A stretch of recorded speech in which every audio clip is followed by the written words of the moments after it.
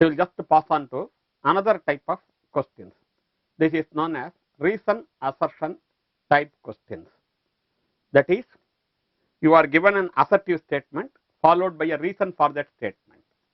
So if the assertive statement is correct and the reason given for it is correct, then we have to just choose the option A. The two statements will be correct, but the reason may not be the reason for the assertive statement. In that case, we have to just write B. Suppose the reason given is wrong, then we should just choose C. Or if the assertion is totally wrong, then we have to choose D. So this is the type of answer you have to give for reason assertion. Now let us just consider one such set of questions in nuclear physics. Now let us turn to question number 16.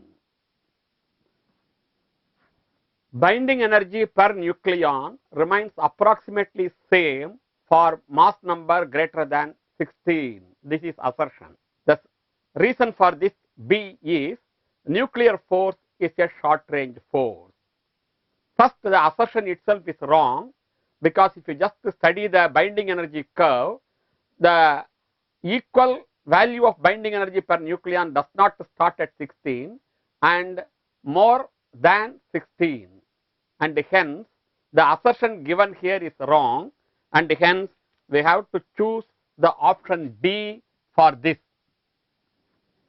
Then the second one, 17, on an alpha decay of a nucleus at rest, the momentum of the alpha particle is more than that of the daughter nucleus. The reason is kinetic energy of the alpha particle is more than that of the daughter nucleus. No doubt, the statement kinetic energy of the alpha particle is more than that of the daughter nucleus is correct. But the first assertion, alpha decay nucleus, momentum of the alpha particle is more than that of the daughter nucleus.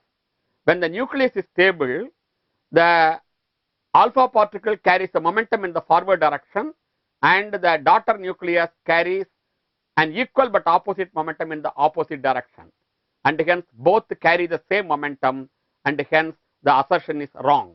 Again, we have to choose D as our option for this question.